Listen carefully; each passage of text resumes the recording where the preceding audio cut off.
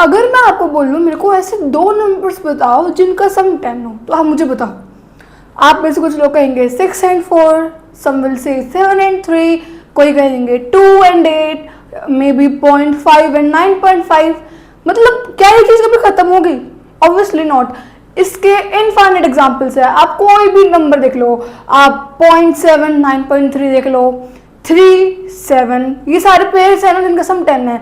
यानी कि एक अगर ऐसी इक्वेशन हो जिनमें मैं कहूँगी ऐसे 2 नंबर्स बताओ जिनका सम हो 10, this will have infinite pair of numbers. आप कुछ भी सोच सकते हो, है ना।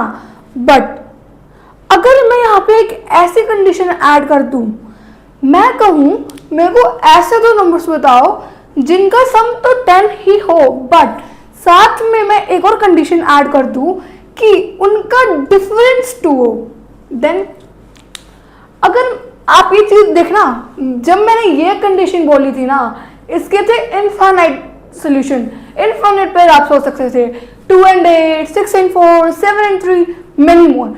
बट जैसे ही मैंने ये एक कंडीशन ऐड कर दी ना, कहाँ इस इक्वेशन के पहले इनफाइनाइट सोल्यूशन थे, अब इस इक्वेशन का सिर्फ एक ही सोल्यूशन है, विच इज 6 and 4। आपने एक चीज नोटिस करी, जब मैंने आपको ये एक इक्वेशन दी थी, आपके पास इनफाइनाइट पेयर पॉसिबल थे, बट जस्ट एक कंडीशन और ऐड करने से कहाँ आपके वो इनफाइनाइट नंबर ऑफ पेयर जो पॉसिबल थे वो एक ही सोल्यूशन में कन्वर्ट हो गया। That's the crux of chapter number 3, pair of linear equation in 2 variables. And अगर मैं चैप्टर 3 को समराइज करूँ तो आई कैन से दैट कि दुनिया कंस्ट्रेंट से बनती है। जितने ज़्यादा कंस्ट्रेंट्स उतनी ज़्यादा क्लैरिटी। और ऐसा नहीं है कि एक 10th का चैप्टर है तो हमें इसलिए पढ़ना है। हम इस चैप्टर के कंसेप्ट्स को नॉइंगली अननॉइंगली काफ़ी जगह यूज़ करते हैं।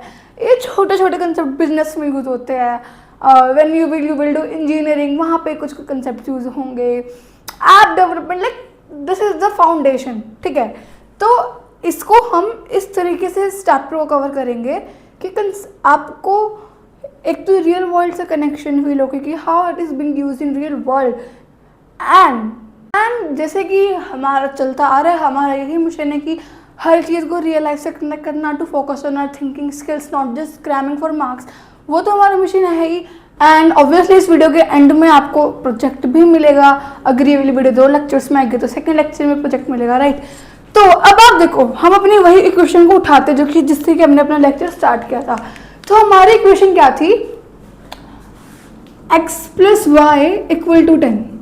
चलो इसका ग्राफ बनाते हैं। अच्छा, हम ऐसे बात करते हैं ना कि इक्वेशंस का सोल्यूशन, तो सोल्यूशन का आपको एक्चुअली मीनिंग पता है? देखो, सोल्यूशन का मतलब वो पेयर या फिर वो वैल्यूज जो कि इस इक्वेशन को सेटिस्फाई करे। अब जैसे कि 8 and 2, 8 अगर x की वैल्यू 8 हो, y की वैल्यू 2 हो, तो क्या ये इस इक्वेशन को सेटिस्फाई करेगी? ऑब्वियसली करेगी। तो सोल्यूशंस मीनिंग वो वैल्यूज जो कि उस इक्वेशन को सेटिस्फाई करे। नाउ सबसे पहले हम इसका ग्राफ प्लॉट करते हैं, ठीक है। आई होप आपको आता होगा, वरना आप देख लो। हम ऑब्वियसली बॉक्स बना के करते थे, आप डायरेक्ट भी कर सके तो कर लो। देखो, हम कुछ x की वैल्यूज लेंगे, कुछ y की वैल्यूज लेंगे। जैसे अगर मैंने x की वैल्यू लेट्स से ली 4, तो y क्या आएगा 6। x की वैल्यू मैंने ली 0, तो y क्या आएगा 10, ठीक है। तो यहाँ पे 1 2, देखो ऑब्वियसली मैं ड्रॉ कर रही हूँ तो ये इतना एक्यूरेट नहीं बनेगा, बट हमें मेन समझना है तो हम उस पर फोकस करेंगे। लेट्स से यहाँ पे ना, क्योंकि इतने यूनिट्स में ड्रॉ नहीं कर पाऊंगी, 5 ले लेते हैं, क्योंकि ऑब्वियसली मैं यहाँ पे ड्रॉ नहीं कर पाऊंगी इतना।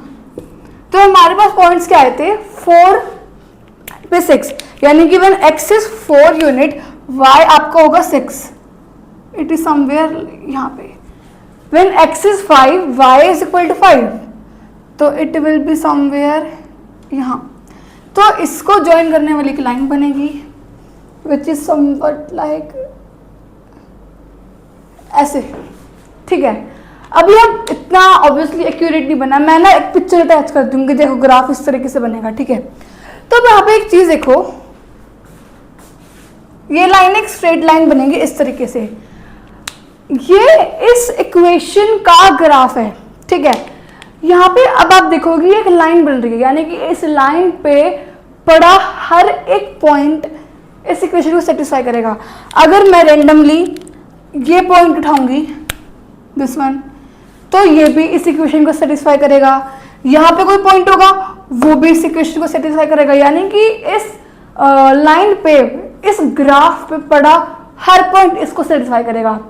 अब देखो ये लाइन तो पूरी ही जा रही है इन्फिनिटी तक, मतलब पूरा ये तक एक्सटेंड है, ये तो ब्लैक बोर्ड इतना है ना, है तो लाइन ये पूरी बड़ी, तो यानी कि इस लाइन पे तो इनफाइनाइट पॉइंट्स है, यानी कि इस इक्वेशन को सेटिस्फाई करने वाले तो इनफाइनाइट पॉइंट्स है। यही तो हमने पढ़ा था ना कि हम कोई भी नंबर चूज कर सकते थे जिनका सम 10 हो, और हमने जब इसको ग्राफ पे प्लॉट करा, वी फाउंड दैट कि ये तो एक स्ट्रेट लाइन बन रही है, और एक स्ट्रेट लाइन पे तो इनफाइनाइट पॉइंट्स होते हैं, यानी कि इस इक्वेशन को सॉल्व करने वाले कितने पॉइंट्स हैं? इनफाइनाइट। अब देखो हमने फिर उसके बाद एक सेकंड कंडीशन ऐड करी थी कि उन दो नंबर जिनका डिफरेंस 2, यानी कि x minus y equal to 2। अब मैं इसको भी इसी ग्राफ में प्लॉट करती हूँ, ठीक है।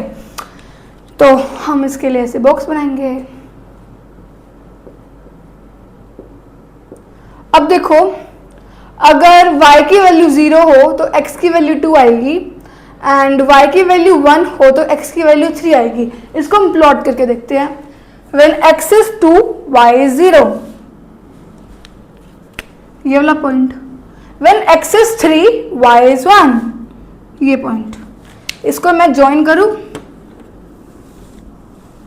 ये लाइन ऐसे जाएगी। अब आप देखोगे एक चीज, तो अब जो ये इक्वेशन था मैंने उसका ग्राफ भी प्लॉट किया। अगेन देखो ये थोड़ा आई नो टेढ़ा मेढ़ा, बट आप समझना, मैं आपको प्रॉपर दिखा दूंगी ग्राफ। ये था x plus y equal to 10 का ग्राफ, ये था x minus y equal to 2 का ग्राफ। अब आप देख रहे हो ये ग्राफ ना यहाँ पे इंटरसेक्ट कर रहा है, एक दूसरे को क्रॉस कर रहा है, और यही वो पॉइंट है जो कि इन दोनों इक्वेशन को सेटिस्फाई कर रहा है। अब देखो एक बार आप सब कुछ भूल जाओ, आप सिर्फ प्योरली ग्राफिकली समझो। एक बार आप इस इक्वेशन को भूलो, जब हमने x plus y equal to 10 का ग्राफ प्लॉट किया था, ये ब्लैक लाइन बोल दो विच इज रेड लाइन, तो हमें देखा था कि इसका ग्राफ एक स्ट्रेट लाइन बना है, और एक स्ट्रेट लाइन में तो इनफाइनाइट पॉइंट्स होते हैं ना, यानी कि इस इक्वेशन को हम खाली इस इक्वेशन को देख रहे तो इस इक्वेशन को सेटिस्फाई करने वाले देर आर इनफाइनाइट पॉइंट्स। और हमने ये भी देखा था, चेक करा था कि जब हमने ये इक्वेशन आपको इंट्रोड्यूस की थी तो इनफाइनाइट पेयर्स ऐसे बन रहे थे जिनका सम 10। देन हमने ये वाली इक्वेशन इंट्रोड्यूस करी। अब जब हमने ये इक्वेशन इंट्रोड्यूस करी तो जो ऐसे दो नंबर्स थे जिनका सम 10 हो और जिनका डिफरेंस 2 हो, वो एक ही पेयर बना था विच इज 6,4, मतलब 6 या 4। और अब आप देखोगे इन दोनों के ग्राफ्स भी ना एक ही जगह इंटरसेक्ट कर रहे हैं, यानी कि इन दोनों इक्वेशंस का एक ही ऐसा सोल्यूशन है, यानी कि एक ही ऐसा पेयर है जो कि इन दोनों सॉल्यूशंस को डिफाइन करे। अब अगर मैं बोलूं इन दोनों इक्वेशंस का कैसा सोल्यूशन है, यूनिक सोल्यूशन, जो कि अभी हम पढ़ेंगे, तो यहाँ पे मैंने आपको एक चीज ये बतानी थी कि कैसे एक इक्वेशन थी, हमने एक और इक्वेशन इंट्रोड्यूस करी तो एक सोल्यूशन इनफाइनाइट से कंस्ट्रेंट हो गया, ठीक है। अब देखो क्या हर बार दो इक्वेशंस एक दूसरे को इंटरसेक्ट करेगी? यहाँ पे तो चलो करा, इक्वेशंस इंटरसेक्ट करी, पर क्या हर बार ऐसा होगा? देख लेते हैं वो भी। चलो लेट्स टेक अ सिचुएशन। मान लो दो भाई बहन है, एक का नाम है अर्जुन, एक का नाम है प्रिया। प्रिया पास ऑलरेडी 800 रुपये पड़े हैं एंड अर्जुन पास ऑलरेडी 500 रुपये पड़े हैं, ठीक है। Now they both decided together कि वो अब हर हफ्ते ना 200 रुपये सेव करेंगे। तो क्या कभी भी एक ऐसा पॉइंट आएगा कि उन दोनों के पास सेव्ड अमाउंट मनी सेम हो? अगेन सुनो, प्रिया के पास 800 रुपये ऑलरेडी पड़े हैं एंड अर्जुन के पास 500 रुपये ऑलरेडी पड़े हैं। तो दे बोथ डिसाइडेड कि वो अब हर हफ्ता 200 रुपये सेव करेंगे। तो क्या कभी भी ऐसा पॉइंट आएगा कि जहाँ पे उन दोनों के पास saved amount of money same होगी? नहीं आएगा। देखो हम सोच सकते हैं ना कि जो दोनों 200 रुपये हर हफ्ते सेव कर रहे हैं, बट प्रिया के पास ऑलरेडी अर्जुन से ज़्यादा वैसे। अब इसको हम इक्वेशन की फॉर्म में लिखे तो देखो प्रिया के पास 500 रुपये 800 रुपये ऑलरेडी पड़े हैं ना। तो अब अगर मान लो इक्वेशन बनाए कि किसी भी टाइम पे प्रिया के पास कितनी अमाउंट होगी, कोई भी वीक में। तो प्रिया के पास 800 रुपये तो वो डेली मतलब पहले से पड़े हैं और वो हर हफ्ता 200 रुपये सेव करती है। तो अगर मैं फर्स्ट वीक में अमाउंट निकालूंगी तो एक्स की वैल्यू 1 पुट करेंगे, आपके पास आएगी 1000 रुपीज़। तो अमाउंट कितनी आएगी 1000 रुपीज़। ऐसे सेकेंड वीक में प्रिया के पास कितने होंगे 1200 रुपीज़। अगर हम ऐसे ही अर्जुन का केस ले तो अर्जुन के पास 500 रुपये ऑलरेडी है। तो किसी भी week wise demonstrating the amount, किसी भी वीक अगर मैं अर्जुन के पास अमाउंट देखूंगी तो अर्जुन के पास 500 रुपये पहले पड़े थे और वो हर हफ्ता 200 रुपये सेव कर रहा था। तो फर्स्ट वीक में अर्जुन के पास कितने पैसे होंगे, एक्स की वैल्यू 1 पुट करेंगे बच्चे 700, और सेकेंड वीक में कितने पैसे होंगे, एक्स की वैल्यू हम 2 पुट करेंगे तो 900। अब हम इसको ग्राफ पे देखें, let's see at the graph. हमने एक ग्राफ प्लॉट करा, हमारे पास एक इक्वेशन ये है, एक इक्वेशन ये है, ठीक है। अभी हम इसका ग्राफ प्लॉट करते हैं, तो इसके लिए हम बॉक्स बनाएंगे। तो सी, तो यहाँ पे मैं ग्राफ बना रही हूँ इन दोनों का, ठीक है। तो यहाँ पे मैं x की वैल्यू 1 पुट करूँगी तो मेरे पास y की वैल्यू आएगी 1000, x की वैल्यू मैं 2 पुट करूँगी तो मेरे पास आएंगे 1200। यहाँ पे मैं x की वैल्यू 1 पुट करूँगी तो 700, 2 पुट करूँगी तो 900, ठीक है। तो यहाँ पे x एक्सिस है, यहाँ पे y एक्सिस है ना। हम स्टार्ट करते हैं प्लॉट करना। तो यहाँ पे हम अपनी देखो यूनिट्स हम अपने अकॉर्डिंग ले सकते हैं। तो यहाँ पे मैंने लिया 200, देन 400, 600, 800, 1000, 1200, ठीक है। एंड यहाँ पे हमने 200 यूनिट का लिया, यहाँ पे हम 1 यूनिट, 2 यूनिट, 3 यूनिट, 4 यूनिट। अभी हम प्रिया का ग्राफ प्लॉट कर रहे हैं। तो प्रिया का ग्राफ मैं रेड मार्कर से ड्रॉ कर रही हूँ। तो x की वैल्यू 1 तो y की वैल्यू 1000, यानी कि ये पॉइंट, x की वैल्यू 2 तो y की वैल्यू 1200, ये पॉइंट। तो इसका ग्राफ समवट आपका ऐसा बनेगा, ठीक है। ऑब्वियसली क्योंकि मैं ड्रॉ कर रही हूँ तो ये इतना एक्यूरेट नहीं बन पाएगा। अब मैं अर्जुन का ग्राफ ड्रॉ करती हूँ with the help of green marker. तो x की वैल्यू 1 तो y की वैल्यू 700, विच इज़ यहाँ पे होएगा, एंड x की वैल्यू 2 तो y की वैल्यू 900, जो कि है यहाँ पे। इसका ग्राफ ऐसा बनेगा। अब आप आपने देखा कि एक ऐसा हमने रियल लाइफ सिनेरियो लिया और इसका ग्राफ ये बना कि क्या ग्राफ का हमें मिल रहे हैं। अब आप देखो ये दो स्लोप्स है ना, ये लाइन्स पैरेलल है। अभी हम ये इक्वेशन से कैसे चेक करेंगे ये भी मैं आपको बताती हूँ।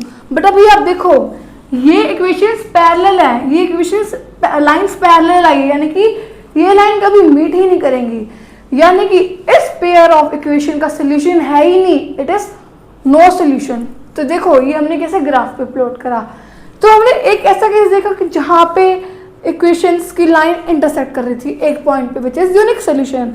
अभी हमने एक सिचुएशन ऐसे देखी जहाँ पे कि उस इक्वेशन में कोई सोल्यूशन ही नहीं आ रहा, वो उसका कोई कॉमन पॉइंट एग्जिस्ट ही नहीं करता।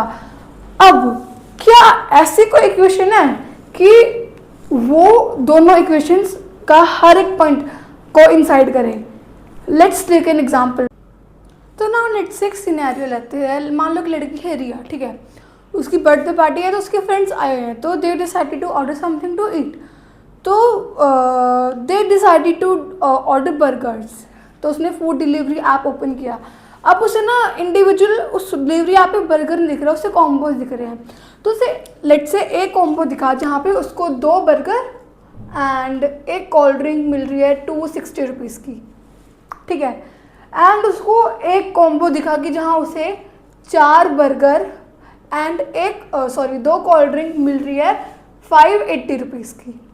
तो व्हाट रियल, और उसको ना तो उसको इंडिविजुअल बर्गर नहीं मिल रहे थे।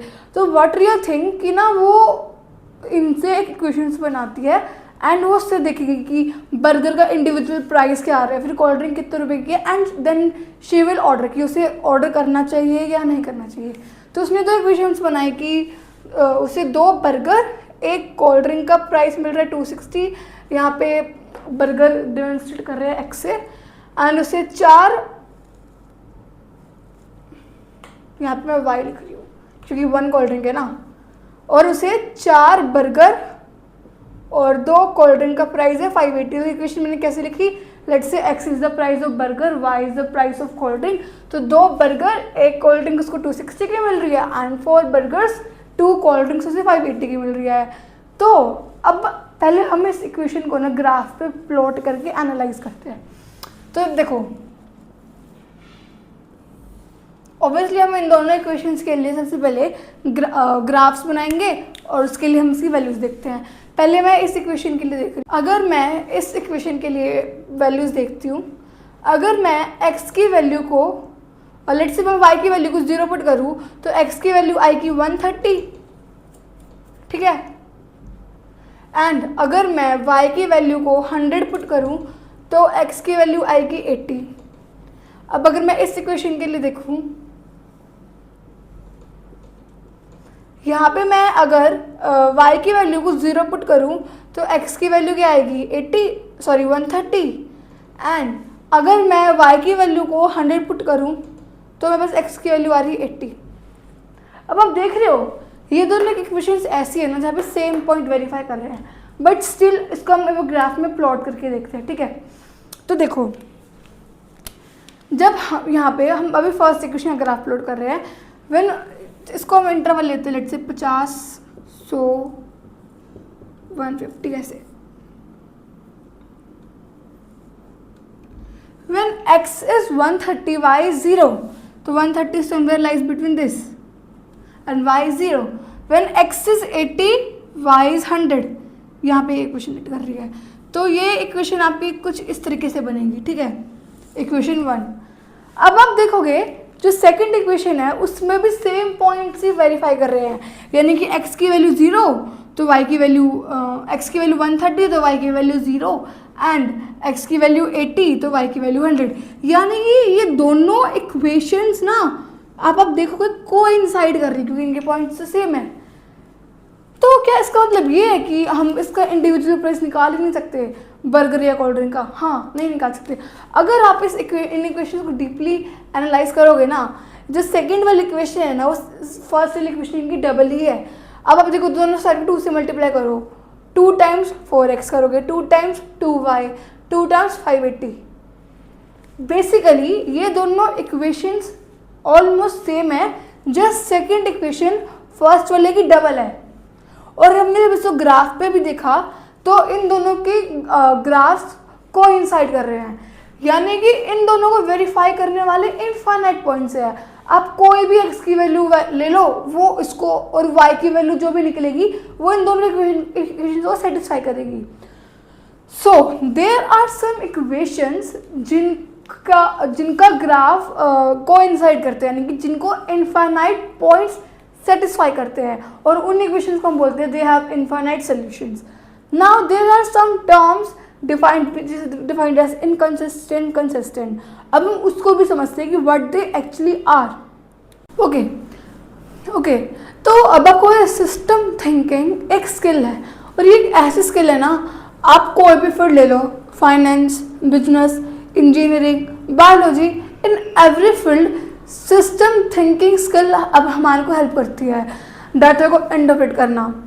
अब जो हमने देखो 3 सिचुएशन देखी। एक सिचुएशन में जो सिस्टम ऑफ पेयर का ग्राफ है वो एक पॉइंट पे कटर कर रहा है, ठीक है। एक जगह हम देखा कि सिस्टम ऑफ पेयर का ग्राफ मिल ही नहीं रहा, वो टच तक नहीं कर रहा है एक दूसरे को। एक हमने देखा कि वो ग्राफ पूरी तरीके से कोइंसाइड कर रहे हैं। तो when we study a lot of like equations, हमने बहुत सारी ऐसी इक्वेशंस देखी, तो हमने एक पैटर्न नोटिस किया, और वो पैटर्न इतना पावरफुल है ना कि आप उस पैटर्न से इक्वेशंस को बिना ग्राफिकली प्लॉट करे आप ये चीज़ बता सकते हो कि वो सिस्टम ऑफ इक्वेशंस का ग्राफ कट करेगा, यानी कि एक बार मिलेगा नहीं मिलेगा, या फिर कोइंसाइड करेगा, या फिर वो मिलेगा ही नहीं।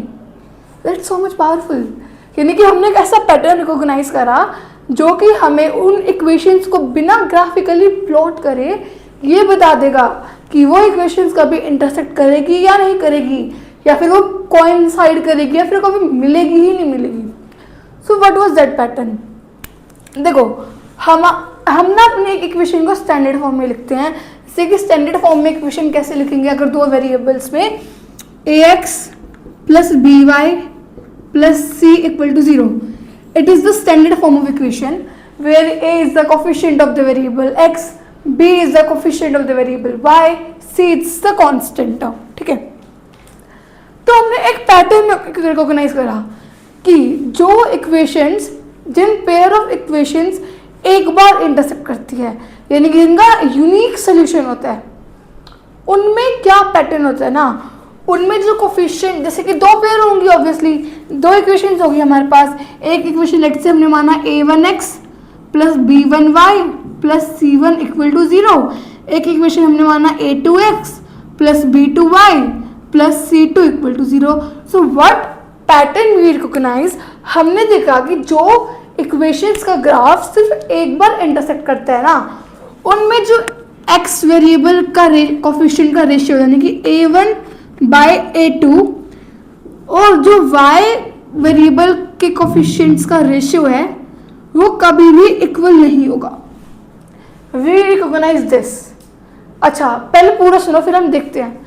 फिर हमने एक चीज रिकॉग्नाइज करी कि जो इक्वेशंस कभी मीट ही नहीं करती, यानी कि जो बेसिकली पैरेलल होती है, उनमें हमने एक चीज रिकॉग्नाइज करी कि a1 बाय a2 यानी कि ratios of the variable x के कोफिशिएंट का वो इक्वल होता है b1 बाय b2 के.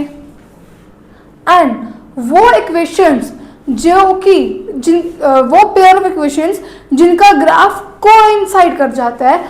अच्छा, इसमें एक कंडीशन होती है, these are equal but these ratios are not equal to c1 by c2. And जो इक्वेशंस कोइंसाइड करती है वहां पे हमने एक नोटिस करा, a1 by a2 is equal to b1 by b2 is equal to c1 by c2. ठीक है, हम एक को स्टडी करते हैं. जो पैरेलल इक्वेशन वाला आपका था ये वाला, जिसमें कि मैंने आपको प्री अर्जुन एग्जांपल दिया था, हमने देखा था लाइंस पैरेलल है. अच्छा, एक चीज आपको पता है कि जब लाइंस पैरेलल होती है यानी कि उन दोनों का स्लोप सेम है. लेट्स से यहाँ पे हम एक स्पेस लेते हैं साइड में. देखो, अगर ये एक सिंपल लाइन है और दो लाइंस ऐसे हैं, ये दो लाइंस पैरेलल है यानी कि ये लाइंस इसके साथ सेम एंगल बनाएंगी, राइट. यानी कि दो लाइंस अगर पैरेलल है तो उन दोनों का स्लोप होता है सेम. और एक स्ट्रेट लाइन में हम स्लोप कैसे निकालते हैं, जैसे कि ये लाइन है, ठीक है, 200x ये वाली, इसको मैं अगर ओरिजिनल फॉर्म में लिखूँ रीअरेंज करके, तो हम कैसे लिखेंगे, 200x minus y plus 800 equal to 0 and 200x minus y plus 500 equal to 0. ये सबसे पहले हमने इन इक्वेशन को स्टैंडर्ड फॉर्म में लिखा. ठीक है, तो हमने इन इक्वेशन को इस फॉर्म में लिखा. अब यानी कि इस इक्वेशन का स्लोप और इस इक्वेशन का स्लोप इक्वल होना चाहिए. अब स्लोप आई थिंक आपको अभी इतना इंट्रोड्यूस नहीं किया गया होगा, तो बेसिकली आपको बताती हूँ. स्लोप होता है किसी इक्वेशन का माइनस ए बाई बी, यानी कि a is the coefficient of x and b is the coefficient of y. तो जब हम ये इक्वेशन फुलफिल कर रहे होते हैं ना, देखो इसको हम अगर थोड़ा भी रीअरेंज करें तो हमने लिखा कि a1 बाय a2 यानी कि इस केस में a1 क्या है 200, a2 भी 200 है, वो b1 बाय b2 के इक्वल होना चाहिए. b1 क्या है -1, b2 भी क्या है -1. तो अगर हम इसको रीअरेंज करें तो देखो आपको क्या बने, a1 by a2 equal to b1 by b2. हम इसको रीअरेंज करके ऐसे लिख सकते हैं कि b1 को हम इधर ले आए तो a1 by b1 equal to a2 by b2 which is the slope of this equation. इसका स्लोप होता है माइनस a बाई b. अगर हम इसको दोनों साइड से मल्टीप्लाई करें तो इक्वेशन तो सेम ही रहेगी ना. तो ये इक्वेशन क्लियरली इनके स्लोप का ही आइडिया देती है. पर यहाँ पे अब हमने c1 बाय c2 के इक्वल प्रूफ क्यों नहीं किया, क्योंकि जब हम इसको c1 बाय c2 के इक्वल प्रूफ कर देंगे ना तो ये इक्वेशन आएगी. अब यहाँ पे आप देखना हर एक जो कोफिशिएंट है ना, यहाँ पे हर एक कोफिशिएंट और हर एक कांस्टेंट टर्म दुगनी है. जैसे कि इस इक्वेशन में x का कोफिशिएंट 2 था तो इधर x का कोफिशिएंट 4 हो गया, डबल हो गया. इधर 1 था तो 2 डबल हो गया. यहाँ 280 था तो 560 हो गया, डबल हो गया. जब हर एक कोफिशिएंट एंड कांस्टेंट टर्म एक ही रेशियो से बढ़ रही है यानी कि वो इक्वेशंस है तो सेम, जस्ट वो दुगनी तिगनी या फिर कितना भी हम किसी भी क्वांटिटी से इसको मल्टीप्लाई डिवाइड कर सकते हैं. तो उस केस में होता है इनफाइनाइट इक्वेशंस जो कि जिसके लिए टर्म्स क्या होती है, A1/A2 का रेशियो इक्वल टू B1/B2 का रेशियो इक्वल टू C1/C2 का रेशियो। अब यहाँ पे आप चेक करोगे A1/A2 का ratio, A1 is 2, B1 is 4 which is 1/2, ठीक है। Now B1 is 1 and B2 is 2 which is 1/2, C1 is 280 and C2 is 560 which is 1/2। अब आप देखोगे इसमें एक पैटर्न रिकॉग्नाइज किया कि x वेरिएबल की कोफिशिएंट का ratio is equal to y variable के कोफिशिएंट का ratio equal to constant term का रेशियो। और इधर हम देखेंगे तो A1/A2 which is 200/200 which is 1 equal to B1/B2 which is -1/-1 which is 1। And हम C1/C2 का रेशियो चेक करें तो वो आएगा 8/5। जहाँ पे A1/A2 का रेशियो B1/B2 के रेशियो के इक्वल है, बट C1/C2 के रेशियो के इक्वल नहीं है। So this is the pattern which we recognise for the solution, जिसका कोई भी मतलब जिन पेयर ऑफ इक्वेशंस पैरेलल होती है। और जो यूनिक सोल्यूशन होता है उधर हम देखते हैं कि वहाँ पे तो ये रेशियोज ही इक्वल नहीं होती। यहाँ पे हम चेक करें A1/A2 is 1/1 which is 1, B1/B2 is 1 upon -1 which is -1। तो क्या 1 -1 के इक्वल होता है? नहीं होता। So this is the pattern which we recognise for the case of unique solution. तो इसको अगर हम समराइज करें तो see what comes. Okay, so before coming to conclusion, हमने इनकंसिस्टेंट और कंसिस्टेंट टाइप में वर्ड्स भी आपने देखे होंगे। तो व्हाट डज दैट मीन?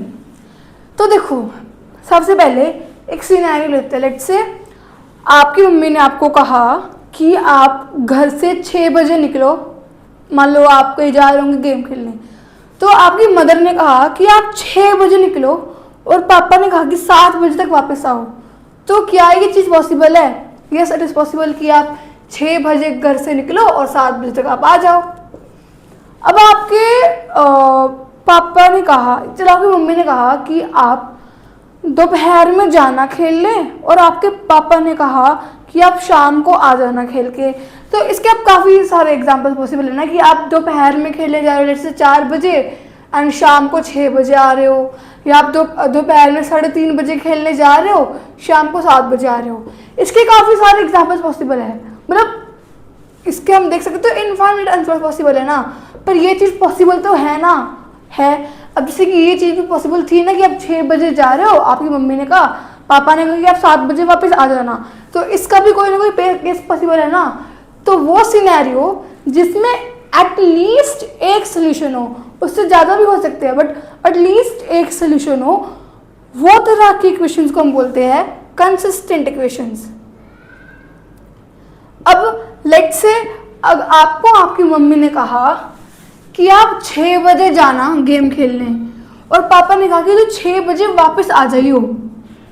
क्या ये चीज़ साइमल्टेनियसली पॉसिबल है कि आप 6 बजे खेलने भी जा रहे हो और 6 बजे खेल के वापस आ रहे हो? क्या ये चीज़ पॉसिबल है? हम सिनेरियो देख रहे हैं, क्या ये सिनेरियो पॉसिबल है? नहीं है ना। तो वो चीज़ जो कि एग्जिस्ट ही नहीं करती है, फिर जो चीज़ का कोई सोल्यूशन ही नहीं है, वो होती है inconsistent. So this is what all consistent and inconsistent are. Consistent वही इक्वेशन होती है जिनका एटलीस्ट वन सोल्यूशन हो, एक से ज़्यादा कितने भी हो सकते हैं, इनफाइनाइट भी हो सकते हैं, बट इनकंसिस्टेंट वो जो चीज़ एग्जिस्ट ही ना करे, जो चीज़ एक बार भी पॉसिबल ही ना हो। So this is what all the things are. अब हम इसको कंक्लूड करते हैं, ठीक है। So yes, let's visualise. तो सबसे पहले हम लेते हैं हमारे यूनिक सोल्यूशन के एग्जाम्पल, ठीक है। तो यूनिक सोल्यूशन में हमने ये तो इक्वेशंस ली है, ठीक है, एंड ये देखो इसका ग्राफ प्लॉट हुआ है। तो यूनिक सोल्यूशंस पेयर यानी कि दो ऐसे सिस्टम ऑफ इक्वेशंस जिनका अगेन जहाँ पे एक ऐसा कॉमन पॉइंट हो, यानी कि वो वहाँ पे इंटरसेक्ट करती है, उनका एक पॉइंट ऑफ इंटरसेक्शन होता है, और वो पॉइंट जहाँ पे वो इंटरसेक्ट करती है वो दोनों इक्वेशन को सेटिस्फाई करता है। एंड यूनिक सोल्यूशंस यानी कि इनका एटलीस्ट एक सोल्यूशन तो है ना, तो these system of equations are consistent. Consistent वो इक्वेशंस होती है जिनका एटलीस्ट वन सोल्यूशन हो। अब जैसे हम इनफाइनाइट सोल्यूशन का केस ले, तो सी इनफाइनाइट सोल्यूशन के केस में ये जो इक्वेशंस है यानी कि ये लाइंस एग्जैक्टली को इंसाइड करती है। अब देखोगे यहाँ पे ग्रीन ब्लू लाइन को इंसाइड करती है, एक्चुअली मिक्सिंग की चीज़ है। यहाँ पे जो एक इक्वेशन होती है वो दूसरी इक्वेशन की कोई ना कोई मल्टीपल होती है, maybe by 1, 2, 1/2 and so on. ये भी इक्वेशन कंसिस्टेंट होती है बिकॉज कंसिस्टेंट वो इक्वेशन होती है जिनका एटलीस्ट वन सोल्यूशन हो। Okay, so now comes no solution, यानी कि ये पेयर आप देखो यहाँ पे भी कंडीशन क्या होती है, a1/a2 is equal to b1/b2 but not equal to c1/c2। तो दो लाइंस जो कि पैरेलल होती है उनका कोई सोल्यूशन नहीं होता, एंड दे आर इनकंसिस्टेंट, यानी कि जिसका एक भी सोल्यूशन ना हो। So that's all about this video, ठीक है। तो यहाँ पे इनकंसिस्टेंट आएगा। So that's all about this video, and I hope आपको मेरे explanations पसंद आई होगी। So I would appreciate if you drop your honest feedback in the comment section. Till then, take care and bye bye.